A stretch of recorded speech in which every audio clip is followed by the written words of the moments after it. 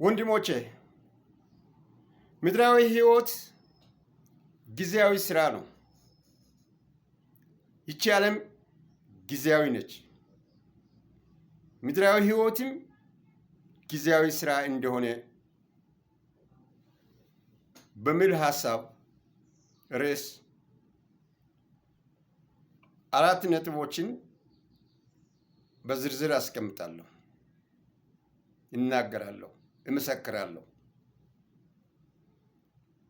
ለሚያውቀውም ለማያውቀውም፣ ለሚሰማውም ለማይሰማውም ተከታትሎ እንዲያውቀው ብዬ ምድራዊ ህይወት ጊዜያዊ ስራ እንደሆነ በሚል ርዕስ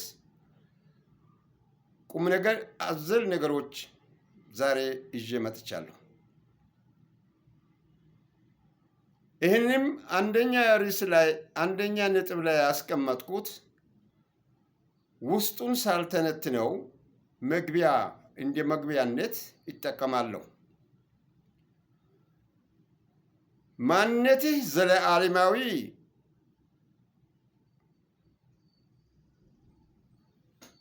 አገርህ ደግሞ መንግሥተ ሰማያት።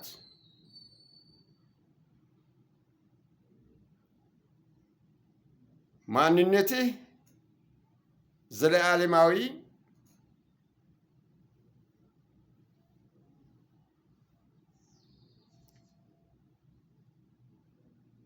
አገርህ ደግሞ መንግሥተ ሰማያት። አስታውሱ። ማንነትህ ዘላለማዊ የሚሆነው ምን ጊዜ ነው? ማንነትስ ደግሞ መንግሥተ ሰማያት የሚሆንበት ጊዜው በምን ላይ ተንተርሰህ ስትኖር ነው? ይህን በሁለት መልክ ያላቸውን አንድ ገጽታ በሁለት መልክ በአእምሯችሁ ያዙ። ይህን እውነት ስትጨብጥ በምድር ላይ ሁሉንም ነገር ካልያዝኩ እያልክ መጨነቅህን አቁመህ ከሆነ ነው።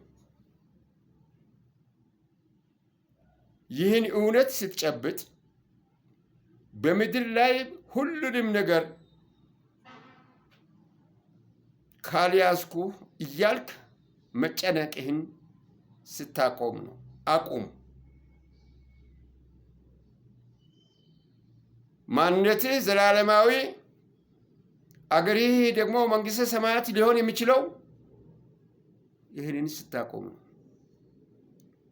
አቁም። ለምታነብ ለማታነብ፣ ለምትሰብክ ለማትሰብክ፣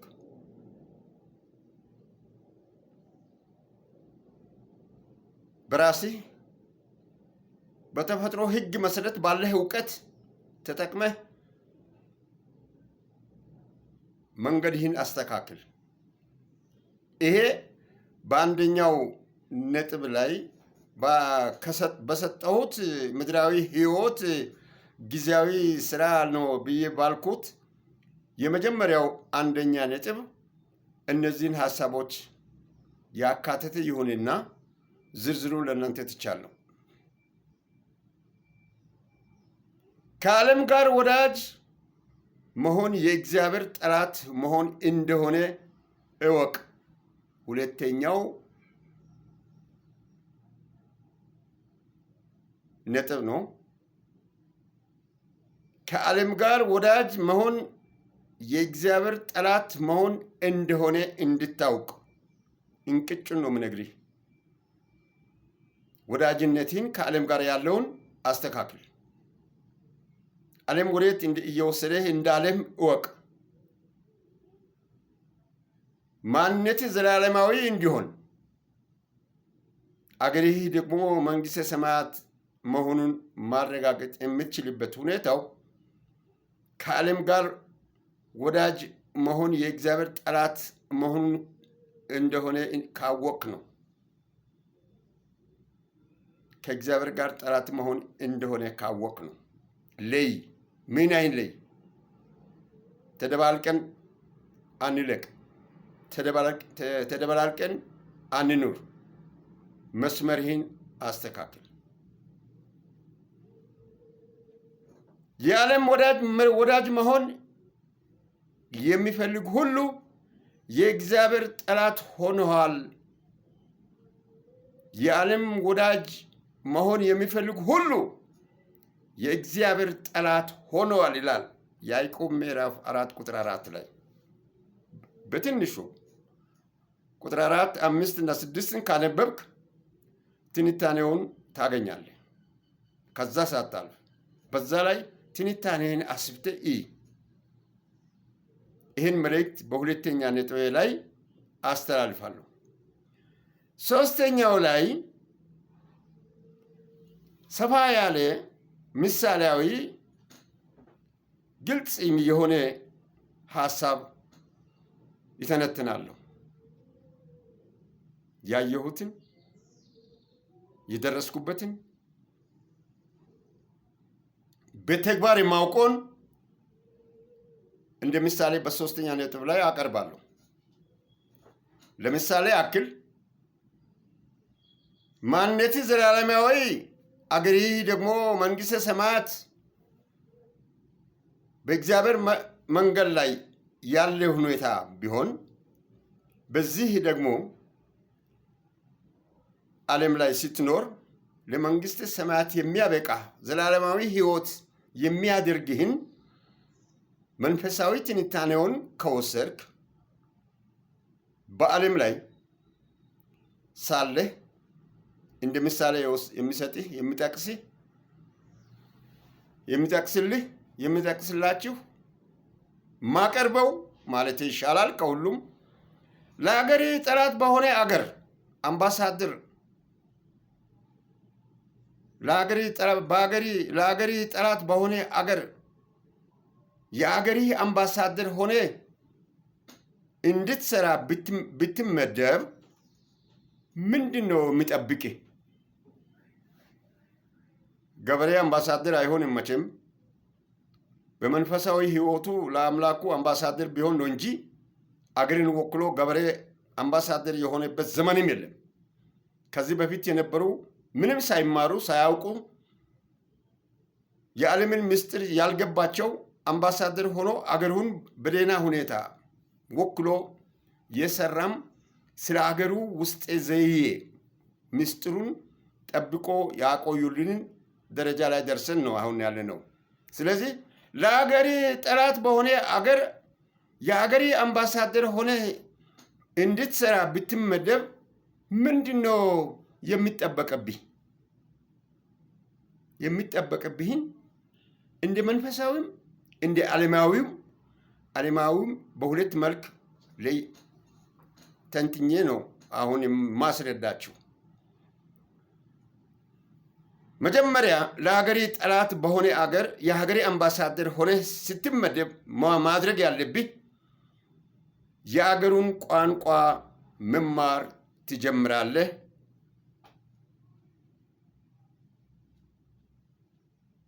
የሀገሩን ቋንቋ መማር ትጀምራለህ። ቋንቋውን ካላወቅ ለሀገሬ ጠላት በሆነ አገር ላይ አምባሳደር ሆነ ተመድበ ስትሰራ ምንም የምታውቀው ነገር የለም። ጨለማ ውስጥ ነው የምትኖረው ማለት ነው።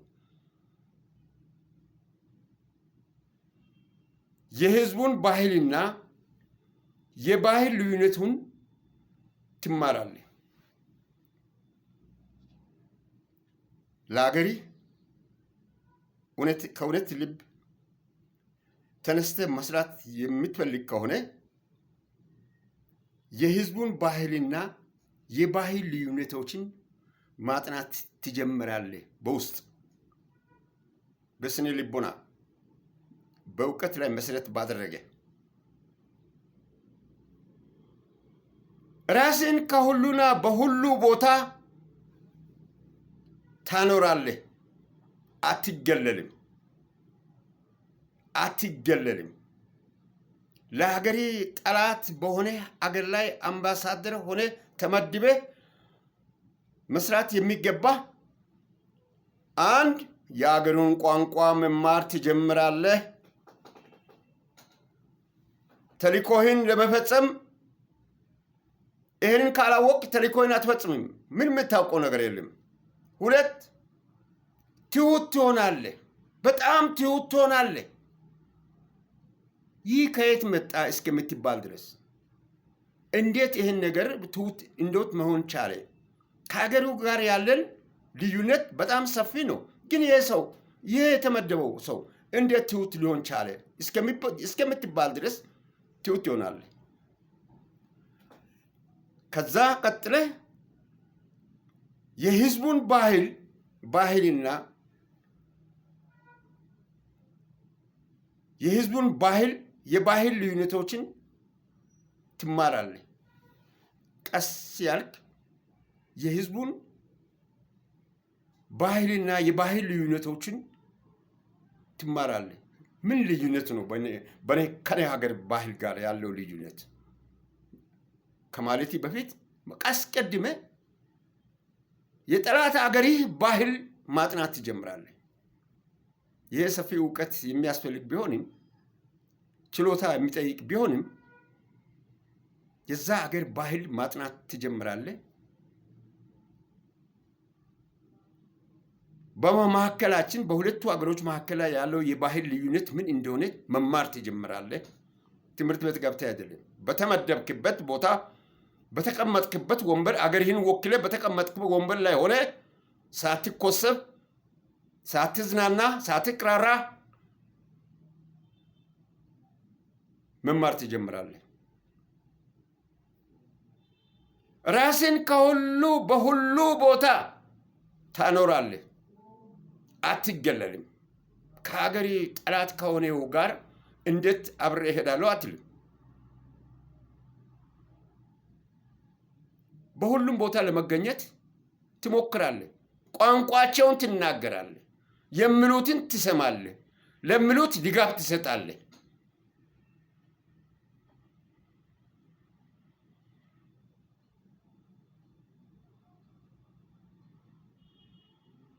ያንን ማድረግ ይኖርብሃል።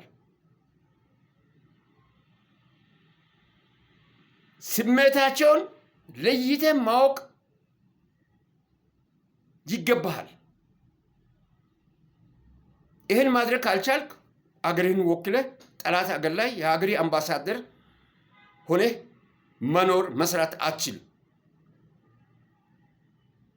ከሀገሪ የሄድክበትን ዓላማ ተግባራዊ ልታደርግ የምትችልበት ሽንቁር ልታገኝ አትችልም። በቀዳዳ ገብተህ ነው ሰፊ ሜዳ ማግኘት የምትችለው መጫወት የምትችለው።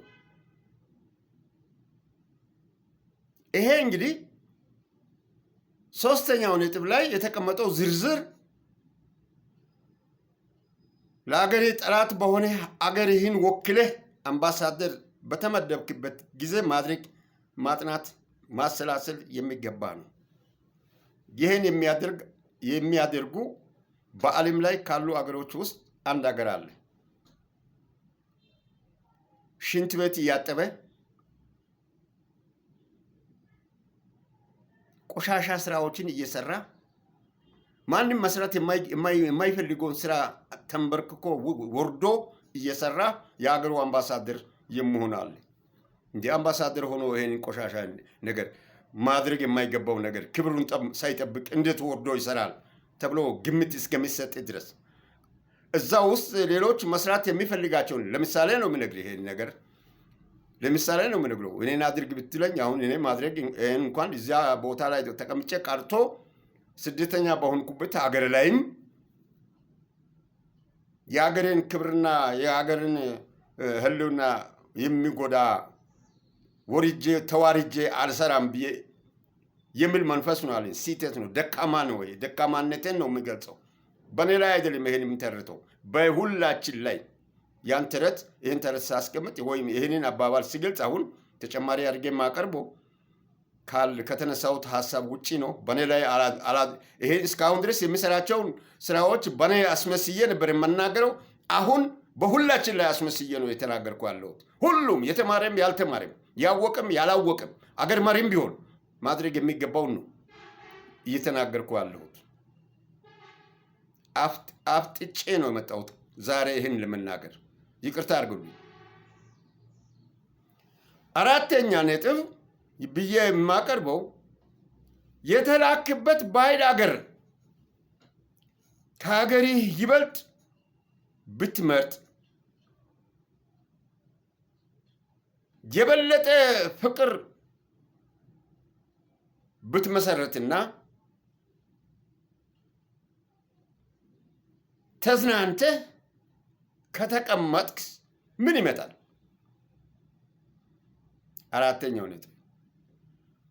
ሶስተኛው ነጥብ ለሀገሪ ጠላት በሆነ አገር ላይ የሀገሪ አምባሳደር ሆነ እንድትሰራ ከተመደብክ ምንድነው የሚጠበቅብህ ማድረግ ምንድነው የሚለውን ሀሳብ ነጥብ ላይ እነዚህን 4-5 ነጥቦችን ዝርዝር አቅርቤያለሁ። አሁን ግን የተላክበት ባዕድ አገር ጠላት አገር ለሀገርህ ጠላት በሆነ አገር ከሀገርህ ይበልጥ ብትመርጥ ያን አገር ከሀገርህ በይበልጥ ብትመርጥ መስራት የሚገባህን እየሰራህም ቢሆን ሙሉ በሙሉ ሳይሆን ከሀገርህ ይበልጥ ብትመርጥ የበለጠ ፍቅር ብትመሰረትና ተዝናንተህ ብትቀመጥስ ምን ችግር አለ? ምን ችግር አለ? መቀመጥ ይቻላል። የአየሩ ጸባይ፣ የኑሮ ሁኔታው፣ የምታገኘው ጥቅማ ጥቅም ከሁሉ በላይ አንተ እንድትዝናና የሚያደርግ ሆኖ ስለተገኘ ተዝናንተህ ለምን አትቀመጥም? መቀመጥ ትችላለህ። ያን መቀመጥ ስትጀምር ምንድን ነው ባህላ ሀገሪ ላይ ጉዳት የሚያመጣው? ተልእኮህን ትፈጽማለህ አትፈጽምም? በውስጥህ ያለውን የሀገሪ ጠላት በሆነው አገር ላይ ይህን አክል መዝናናት ከቻልክ የሚያመጣው ምንድን ነው?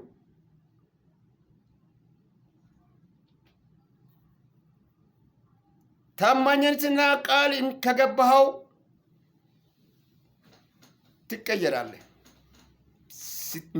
ስትሄድ ወደ ሀገርህ ጠላት በሆነ አገር ላይ አምባሳደር ሆነ ተመድበ ከእርቅ ጊዜ ጀምሮ ይህን ሁሉ መዝናናት እንደው የበለጠ ፍቅር ለዛ አገር ሰጥተህ ተዝናንተህ መቀመጥ ከጀመርክ ውስጥን እየሸረሸረ ይመጣል። ታማኝነትና ቃል ኪዳንህን ትቀይራለህ። ውሃ እያሳሳቀ ነው። ጎርፍ ውሃ እያሳሳቀ ነው ሰውን የሚበላው፣ ሰውን የሚያጠፋው፣ ህይወት የሚያጠፋው። ታማኝነት ቃል ኪዳንህን ትቀይራለህ፣ ትረሳለህ። ቤተሰብ፣ ዘመዶችን፣ ልጆችን፣ ሌሎችን በሙሉ ወደዛው ወደ ተመቻቸው አገር ላይ መሳብ ትጀምራለህ። ተልእኮ መወጣት ያቅታል፣ ያዳግታል። የተላክበትን ትረሳለህ። ምን ለማድረግ ነው ጠላት ባዕድ አገር ላይ ለሀገሬ ጠላት ወይም ባዕድ ለሀገሬ ጠላት በሆነ አገር ላይ አምባሳደር ሆኜ ተሹሜ መጥቼ የሚለውን ሀሳብ ማድረግ የሚገባኝ ትረሳለህ። ጥቅም ያሳስታል፣ ያስረሳል። አገር በመወከል ፋንታ እንደ ጠላት መሆን ትጀምራለህ። ከሃዲ ትሆናለህ። ከሃዲ ትሆናለህ። ከሃዲ ትሆናለህ። ይሄ ምሳሌው ነው። አሁን አገርህ ጠላት ከሆነ በሆነ አገር ላይ አገርህን ወክሌ አምባሳደር ሆነ በሄድክበት ቦታ ላይ ሁለት ሀሳቦች ይቀርባሉ፣ በውስጥ ይሰፍናሉ፣ ይኖራሉ። ማድረግና አለማድረግ፣ አድርጎም ደግሞ ራስን ጥቅም ማስከበርና የሀገርን ጥቅም መካድ በሚሉት መካከል ላይ የሚፈጠሩ ሀሳቦች በውስጥ ይሰፍኑና ልብህ በጮማ ይደፈንና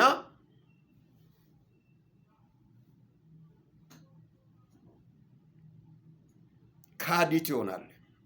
የምትክደው የት ላይ መሰለ? አሁን ከላይ የዘረዘርኳቸውን በሶስተኛ ነጥብ ላይ የዘረዘርኳቸውን ሀሳቦች በሀገር ውስጥ ባህሉን፣ ቋንቋን፣ የተለያየ ሁኔታዎችን ከውስጥ ወርደ ሰርተ በሙሉ ውስጥ አዳብሬ ካገኘ በኋላ እንደ ሀገሩ እንደ ጠላት ሀገሩ እንደ ጠላት አገር የአገር ጠላት ከሆነው ጋር የተስማማ ከግራም ከቀኝም ጠላት የለህም የተመቻቸ የምትኖር በመሆኔ አእምሮህን ለውጠ ሐሳብን ቀይረ መዝናናት ከጀመርክ ቃል ኪዳኑን የምትቀይር መሆኑ ሳይገባ ተልእኮን መወጣት የሚያቅትና የሚያዳግት ደረጃ ላይ ትደርሳለህ። አገርህን በመወከል ፋንታ አያውቁም እነሱ ይሄንንም የሚያደርጉት የሚል አንዳንድ ፍንጭ ለመረጃ መስጠት ትጀምራለህ። አገርህን ትክዳለህ ማለት ነው። ያ ነው። ይሄ እንግዲህ ምሳሌውን እኔ ሶስተኛና አራተኛ ላይ ሁለት ሀሳቦች አንድ ላይ በአንድ ሳንቲም ሁለት ገጽታ ያላቸውን ያቀረብኩት ችሎታ፣ ብቃት፣ ሀገርን መወከል፣ ለሀገር ያለ ፍቅር፣ በሀገር ላይ ማድረግ የሚገባህን እና ማድረግ የማይገባህን ሁለት ሀሳቦች በውስጥ ሰፍኖ ይዘህ ሄደ ነው ሰልጥነህ ተሻሽለህ ደረጃ ላይ ወጥተህ ተኮስበህ የሀገሩ ባህል ለምደህ ቋንቋ ለምደህ ምስጢር ማካፈል የምትጀምረው። ምስጢር መውሰድ ሲገባ ምስጢር ማካፈል ትጀምርና አገርህን ትክዳለህ። ይሄን አንድ ምሳሌ አይደለም። ይሄን የሆነና የተፈጸመ ማንም የሚያውቀው ነገር ነው። ድብቅ አይደለም። ኢህአዴግ ኢትዮጵያን በተቆጣጠረ ጊዜ ቀደም ሲል የነበረው የኢሳፓ መንግስት ፕሬዝዳንት አገር ጥሎ እንደሄደ የኢሳፓ አመራር የነበሩ ሐቀኛ ለመምሰል የአገር ውስጥ ያሉ ተሰብስበው በታሰሩ ጊዜ ከእስር ቤት ወደ ቀጠሮው ፍርድ ቤት ሲመላለሱ አንደኛው አገሩን የወከለ ለሀገሩ ምንጭ የሆነ የነበረ ሰው ፍርድ ቤት ላይ ብዙ ጊዜ ከተመላለሰ በኋላ እስሩ ሲጸናበትና ነገ ተነገ ወዲያ እንለቀቃለን ከሚሉበት ደረጃ አልፎ ዓመታት ሲቆጠሩ ሌሎች ዝም ብሎ ችግራቸውን ተቋቁሞ እያሉ አዋቂ ነኝ መሰረት ነው አዋቂ ነኝ በማለት ነው መሰለኝ ለምን ታስቸግሩናላችሁ?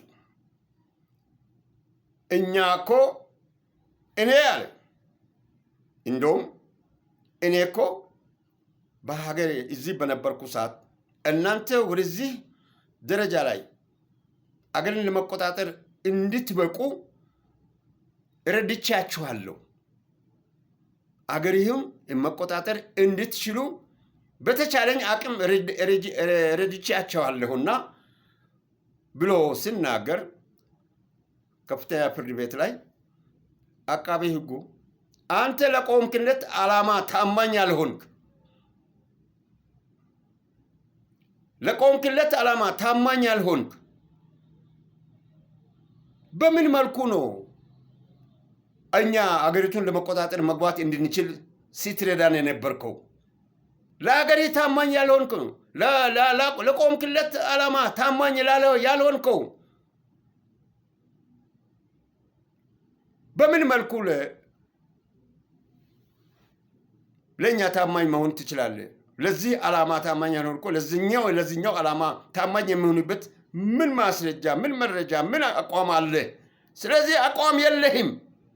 አቋም የሌለህ ስለሆንክ ነው ይሄ ቅጣት የሚገባ ብሎ በአደባባይ ሲናገር ያሳፈረ ቃል ይሄ ነው እንግዲህ ለዚህ እኔ ይሄን ከዚህ አባባል ጋር አያይዤ ለማቅረብ የፈለኩት ማድረግ ማለት የሌለብኝን ዛሬ የተነፈስኩት ሌሎች የሰሙት ሰምተዋል። ማስረጃ ሊሆን የሚችሉ ብዙ ሰዎች አሉ። ይሄ መንፈስ ለእኔ ዛሬ እንደዚህ ማቅረብ የቻልኩት በሁለት መልክ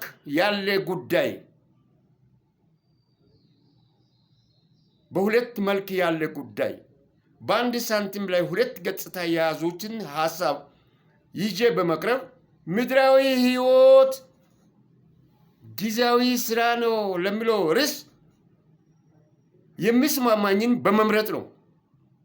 ይህም ደግሞ አንተ ለሀገሪ ማንነት ዘላለማዊ ነው ስል የሀገሪን የዘላለማዊነት የምትኖርበት ህዝብ በሀገሩ መኖር የሚችልበትን አንድ በኩል ይህንን፣ በሁለተኛ በኩል አገሪ ደግሞ መንግስተ ሰማይ ነው።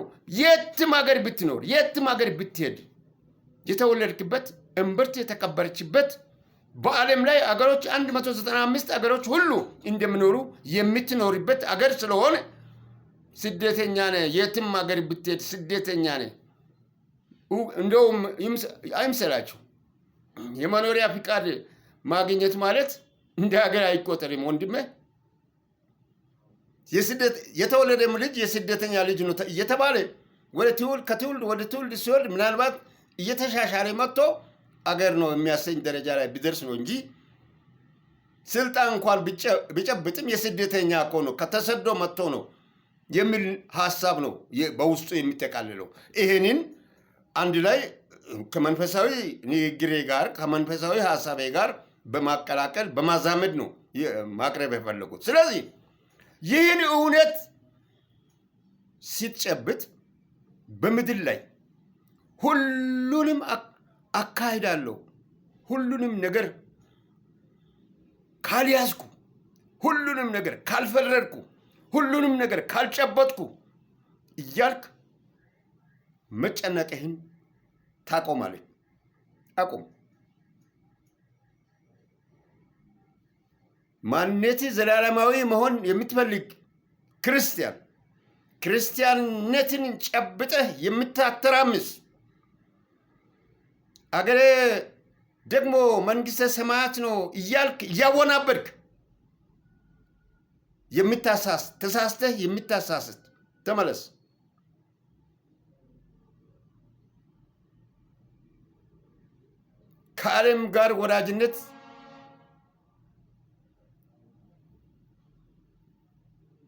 ከዓለም ጋር ወዳጅነት መሆን የእግዚአብሔር ጠላት መሆንህን እወቅ። የእግዚአብሔር ጠላት ነህ አንተ። የእግዚአብሔር ፍጥሮች ላይ የምትፈጽመው ድርጊት የእግዚአብሔር እንደ ጠላትነት ያስቆጥረሃል፣ ያስቆጥርሻል፣ ያስቆጥረኛል፣ ያስቆጥረናል። ለዚህም ደግሞ አንድ ያዕቆብ ምዕራፍ 4 ቁጥር 4 ላይ ወደ ውስጥ እስከ 7 ድረስ ብታነቡ ታገኛላችሁ። እንደዚሁ እኔ ደግሞ መጽሐፍ ቅዱስ መረጃ አለኝ። መጽሐፍ ቅዱስ ያንን አስቀምጧል። ይህንን ከዓለም ጋር ወዳጅ በመሆን የእግዚአብሔርን ጠላት መሆን እንደሆነ አድርጌ የወሰድኩት ለሀገሬ ጠላት የሆኑ ሰዎች ሀገርን የሚያስክድ የሚረብሽ ሀገርን አስቅት የሚያስገባ መረጃ ነፍስ ያለ መረጃ ሲመካከሩ ደርሰንበት አገርን ወክሎ ለተቀመጠው መረጃ ብንሰጥ ያ መረጃ ለጠላት አሳልፎ ሰጥቷል። ያ ሰው አለ አሁንም በሕይወት። ያ ሰው በተሰደድኩበት አገር ላይ ነው። ይህን ቀላል ስራ አይደለም የመስራው። እኔ በማስታወሻ ላይ የሚይዛቸውን ሀሳቦች በሙሉ ከመረጃ ጋር ካልሆነ በስተቀር ያለ መረጃ አልሰጥም። ይህንን የዓለምን ወዳጅ መሆን የሚያስከትለው ወይም ወዳጅ መሆን የሚፈልግ የዓለም ወዳጅ መሆን የሚፈልግ ማንኛውም ክርስቲያን የእግዚአብሔር ጠላት መሆኑን እንዲያውቀው ነው መጽሐፉን ያዕቆብ ምዕራፍ 4 ቁጥር 4 የጠቀስኩት።